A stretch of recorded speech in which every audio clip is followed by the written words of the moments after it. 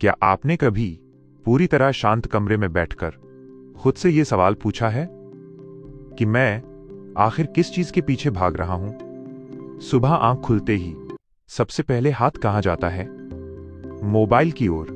Notifications की एक आवाज आती है, मैसेजेस की, रिमाइंडर्स की, और फिर दिन शुरू हो जाता है। दूसरों की जिंदगी देखते हुए, दूसरों की रफ्तार में दौड़ते हुए, और इन सब के बीच कहीं ना कहीं हम खुद को खो देते हैं। आज हम एक ऐसी दुनिया में जी रहे हैं जहां हर समय बिजी रहना एक पहचान बन चुका है। अगर आप किसी से पूछें कैसे हो, तो जवाब मिलता है, बस बहुत बिजी हूं।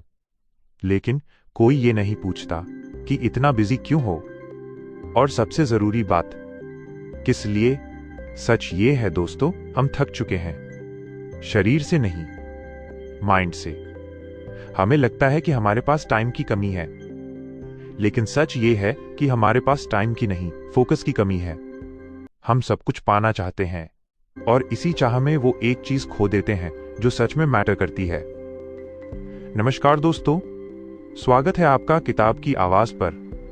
आज हम जिस बुक की बात करने वाले हैं वो सिर्फ पढ़ने के लिए नहीं है, वो जीने के लिए है। यह एक ऐसी बुक है जो हमें याद दिलाती है कि इस शोर भरी दुनिया में असल में क्या मैटर करता है। तो अगर आप भी अपनी जिंदगी की डायरेक्शन दोबारा तय करना चाहते हैं, तो कुछ पलों के लिए दुनिया को म्यूट कर दीजिए, ईयरफोन्स लगाइए और मेरे साथ इस सफर पर चलिए।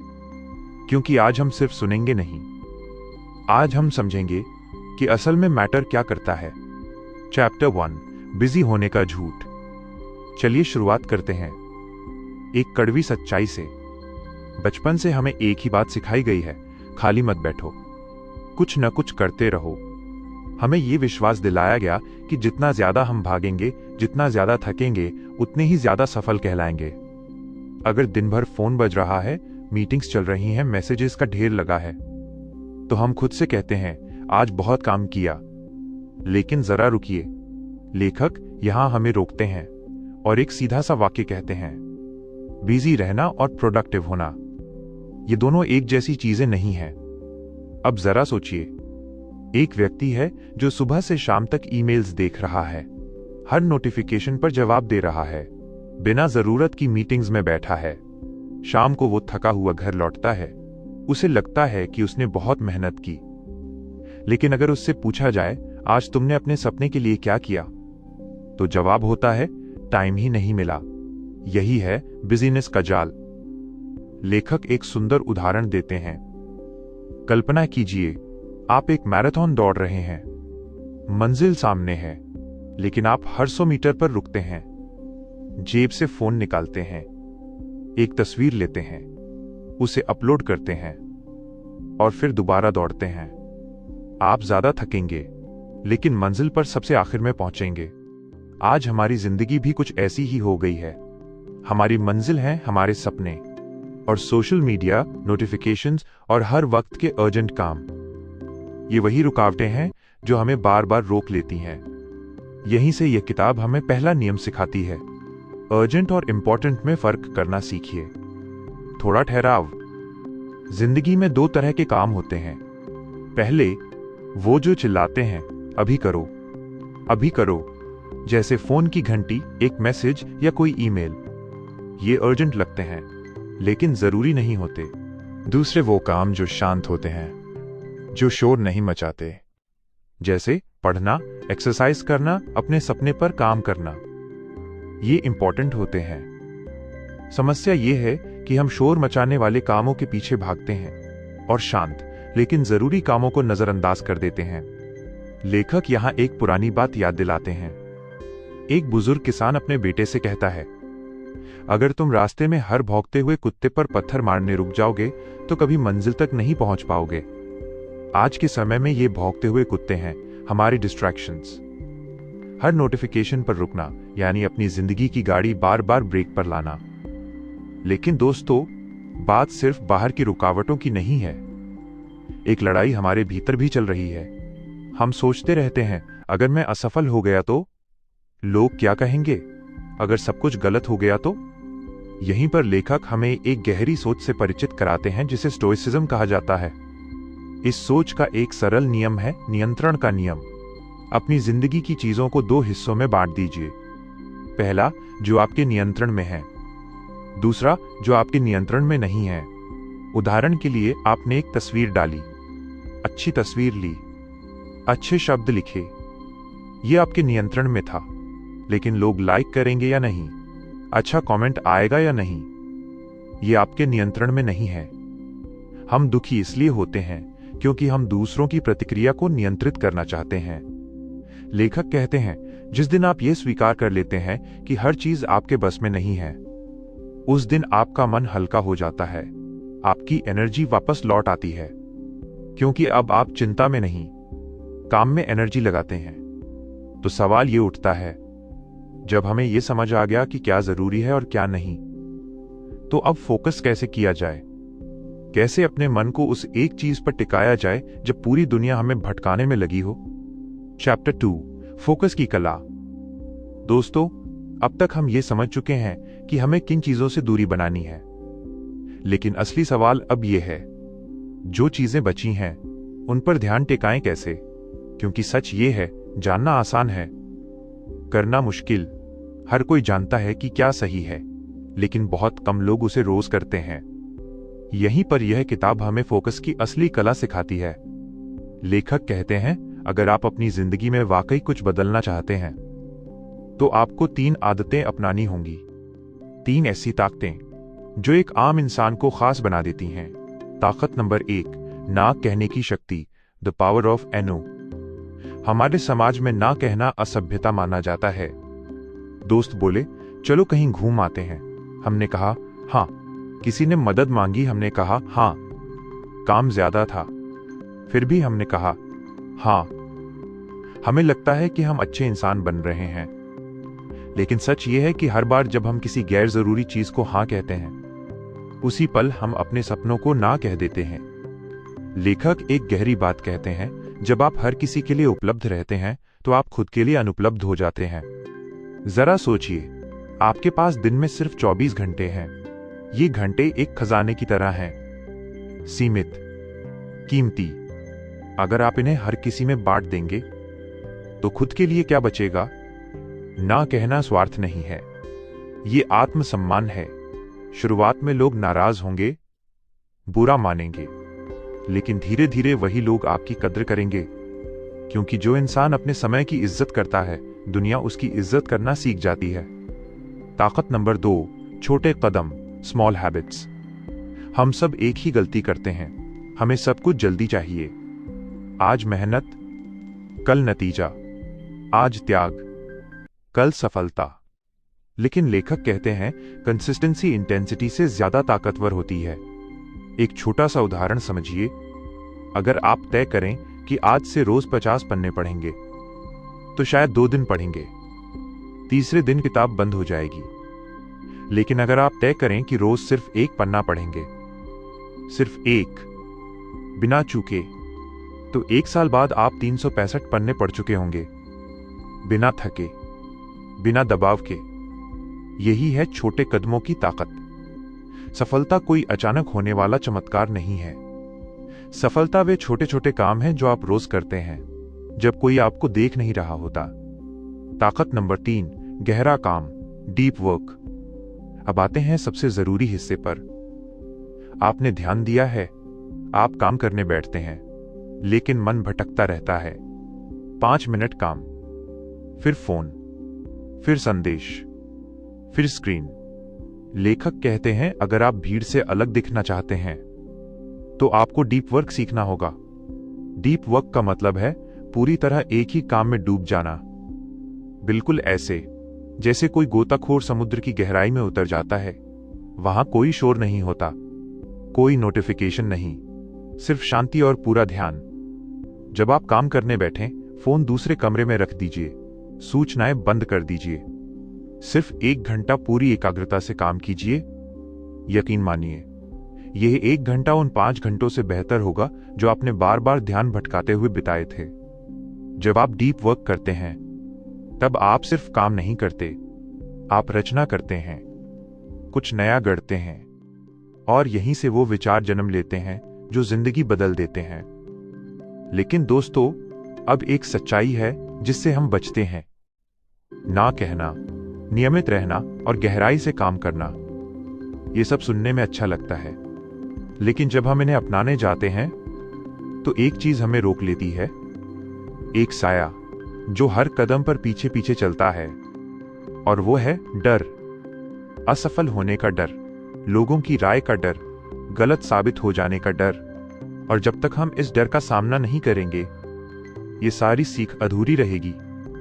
तो चलिए, अगले अध्याय में हम इसी डर की आंखों में आंखें डालकर देखेंगे और उस सच्चाई तक पहुंचेंगे जो आपको हमेशा के लिए मुक्त कर सकती है।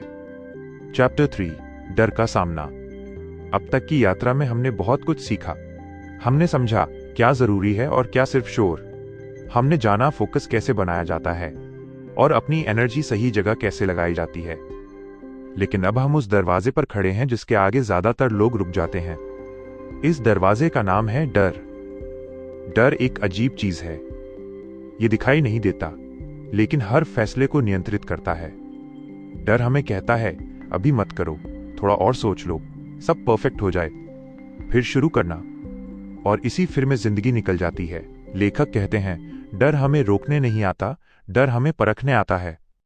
जरा सोचिए, जब आप कोई नया काम शुरू करते हैं, दिल तेज धड़कता है, हाथ थोड़े कांपते हैं, मन में सवाल उठते हैं। अगर मैं असफल हो गया तो? अगर लोग हंसने लगे तो? अगर मैं काफी अच्छा नहीं हुआ तो? लेकिन लेखक यहां एक गहरी बात समझाते हैं। डर इस बात का सबूत है कि आप कुछ अहम करने जा रहे हैं। अगर कोई काम आपको बिल्कुल नहीं डराता, तो शायद वो काम आपकी ग्रोथ के लिए बना ही नहीं है। डर के भी दो रूप होते हैं। पहला, वो डर जो आपको सावधान बनाता है, जैसे आग से दूरी रखना, तेज गाड़ी में सीट बेल्ट बांधना। ये डर आपकी रक्षा करता है। लेकिन दूसरा डर, वो डर जो सिर्फ आपके दिमाग में रहता है, काल्पनिक, बिना सबूत के। यही डर आपके सपनों को चुपचाप मार देता है। लेखक कहते हैं, इस डर को हराने का एक ही तरीका है, एक्शन। आप डर के खिलाफ बहस नहीं जीत सकते, आप उसे समझा नहीं सकते, लेकिन आप उसे छोटा कर सकते हैं, एक कदम उठाकर। जैसे ही आप पहला कदम बढ़ाते हैं, डर थोड़ा कम हो जाता है, दूसरा कदम और कम, तीसरा कदम और भी कम। और एक दिन आप पीछे मुड़कर देखते हैं तो डर कहीं नजर नहीं आता। लेखक यहां एक कहानी सुनाते हैं। एक आदमी था जो समंदर से बहुत डरता था। उसे लगता था लहरें उसे डुबो देंगी। सालों तक वो किनारे बैठा रहा, लोगों को तैरते हुए देखता रहा। एक दिन उसने तय किया, अब और नहीं। वो पानी में उतरा, पहले घुटनों तक, फिर कमर तक, फिर सीने तक। डर था, लेकिन हर कदम के साथ कम होता गया, और कुछ समय बाद वो तैर रहा था। समंदर वही था, लहरें वही थीं, फर्क सिर्फ इतना था, अब वो डर से नहीं, समझ से काम ले रहा था। डर जिंदगी को खतरनाक नहीं बनाता, डर जिंदगी को छोटा बना देता है। अब लेखक हमें एक अंतिम सच बताते हैं, आपका भविष्य आपके डर से नहीं, आपके रोज के चुनावों से बनता है। हर दिन आप दो रास्तों में से एक चुनते हैं। पहला, आराम, टालना, आज नहीं, कल। दूसरा, थोड़ी असुविधा, थोड़ा डर, लेकिन सच्ची प्रगति। जो लोग दूसरा रास्ता चुनते हैं, वही लोग एक दिन पहले रास्ते वालों की प्रेरणा बन जाते हैं। तो अब सवाल आपसे है, क्या आप डर की आवाज सुनकर रुक जाएंगे या डर के बावजूद आगे बढ़ेंगे? क्योंकि याद रखिए, साहस डर के खत्म होने का नाम नहीं है, साहस डर के साथ चलने का नाम है। और यही साहस आपको वो इंसान बनाएगा जो आप अंदर से बनना चाहते हैं। अब तक हमने फोकस सीखा, डर का सामना किया, लेकिन अब सबसे ताकतवर सवाल आता है, आप रोज क्या करते हैं जब कोई देखने वाला नहीं होता? यही सवाल आपकी किस्मत तय करता है। लोग अक्सर कहते हैं, मुझ में डिसिप्लिन नहीं है। लेखक कहते हैं, गलत। समस्या डिसिप्लिन की नहीं, समस्या आइडेंटिटी की है। आप जो सोचते हैं कि आप कौन हैं, आप वैसा ही व्यवहार करते हैं। अगर आप खुद से कहते हैं, मैं आलसी हूं, मैं कंसिस्टेंट नहीं हूं, मेरे बस की बात नहीं, तो आपका दिमाग उसी कहानी को हर दिन सच बना देता है। लेकिन जरा सोचिए, अगर आप खुद से कहें मैं वो इंसान हूं जो काम पूरा करता है, तो आपका व्यवहार धीरे धीरे बदलने लगता है। लेखक कहते हैं, आप अपनी जिंदगी गोल से नहीं बदलते, आप अपनी जिंदगी आइडेंटिटी से बदलते हैं। डिसिप्लिन कोई जेल की सजा नहीं है, एक आजादी है। डिसिप्लिन का मतलब है आज थोड़ा कंट्रोल, ताकि कल पछतावा ना हो। ज्यादातर लोग गलत जगह से शुरू करते हैं। वे कहते हैं, आज से रोज 3 घंटे पढ़ूंगा, आज से रोज जिम जाऊंगा, और 3 दिन बाद सब खत्म। क्यों? क्योंकि उन्होंने आदत नहीं बदली, उन्होंने सिर्फ उम्मीद बढ़ा ली। लेखक यहां एक गहरा नियम बताते हैं, छोटी जीत बड़ी पहचान बनाती है। अगर आप रोज सिर्फ 10 मिनट पढ़ते हैं तो आप पढ़ने वाले इंसान बनते हैं। अगर आप रोज 5 मिनट लिखते हैं तो आप लिखने वाले इंसान बनते हैं। अगर आप रोज कसरत करते हैं, भले ही थोड़ी, तो आप स्वस्थ इंसान बनते हैं। डिसिप्लिन एक दिन में नहीं बनता, डिसिप्लिन रोज के छोटे फैसलों से बनता है। लेखक कहते हैं, मोटिवेशन झूठ बोलती है, डिसिप्लिन सच बोलता है। मोटिवेशन कहता है जब मन करेगा तब करेंगे, डिसिप्लिन कहता है मन करे या ना करे फिर भी करेंगे। और जो लोग मन के गुलाम होते हैं वे हालात के गुलाम बन जाते हैं, लेकिन जो लोग अपने एक्शंस के मालिक होते हैं वही अपनी जिंदगी के मालिक बनते हैं। अब एक बेहद जरूरी बात, डिसिप्लिन का मतलब खुद को तोड़ना नहीं है। डिसिप्लिन का मतलब है अपने लिए रूल्स बनाना। जैसे सुबह उठते ही फोन नहीं देखना, काम शुरू करने से पहले प्लानिंग, सोने से पहले रिफ्लेक्शन। ये छोटे रूल्स आपको थकाते नहीं, ये आपको संभालते हैं।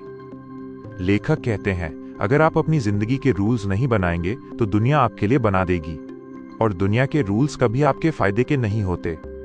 अब आखिरी बात, आप परफेक्ट बनने की कोशिश मत कीजिए। परफेक्ट लोग कभी आगे नहीं बढ़ते, कंसिस्टेंट लोग इतिहास बनाते हैं।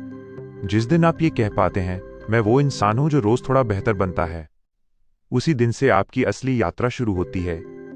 डिसिप्लिन कोई बोझ नहीं है, आपकी नई पहचान है, और यही पहचान आपको उस जिंदगी तक ले जाएगी जिसका सपना आपने कभी चुपचाप देखा था। चैप्टर 5, मीनिंग, लेगेसी और अंतिम सच।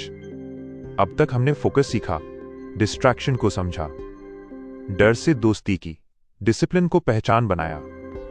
लेकिन अब सबसे गहरा सवाल बचता है, आप ये सब क्यों कर रहे हैं? क्यों आप बेहतर बनना चाहते हैं? क्यों आप फोकस चाहते हैं? क्यों आप डिस्ट्रैक्शंस छोड़ना चाहते हैं? क्योंकि बिना वाई के हर हाउ टूट जाता है। लेखक कहते हैं, अगर आपकी जिंदगी का कोई मीनिंग नहीं है तो दुनिया आपको किसी भी दिशा में घुमा सकती है। ज्यादातर लोग दिन काट रहे हैं, जिंदगी नहीं जी रहे।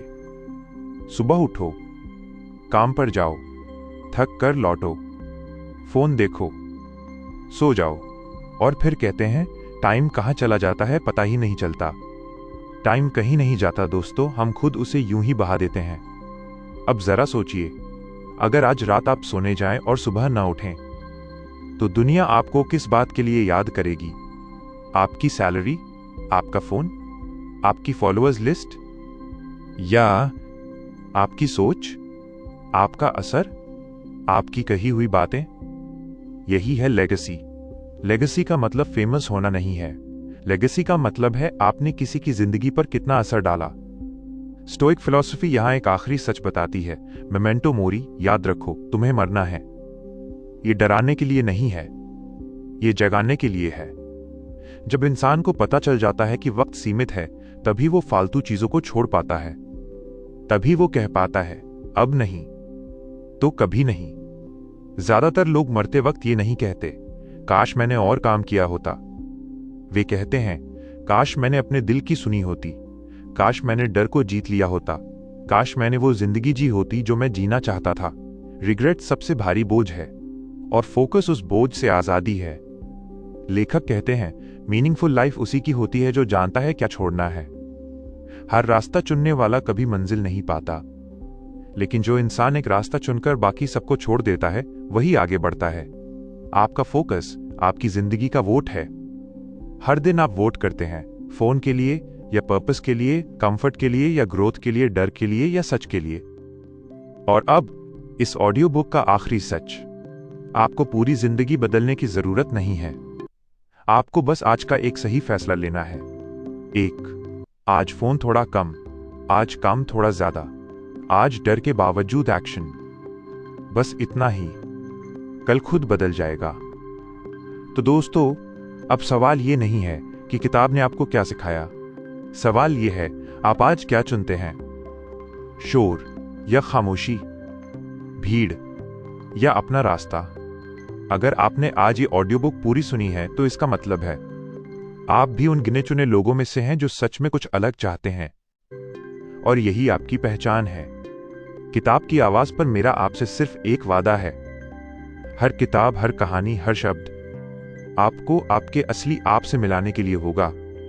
अगर ये सफर आपको अंदर तक छू गया हो तो सब्सक्राइब करके इस सफर का हिस्सा बन जाइए और कमेंट में खुद से एक वादा लिखिए। मैं उस पर फोकस करूंगा जो सच में मैटर करता है। मैं मिलूंगा आपसे अगली किताब, एक नई सोच और एक नई रोशनी के साथ। तब तक शोर को चुप रखिए और अपने सपनों की आवाज सुनते रहिए।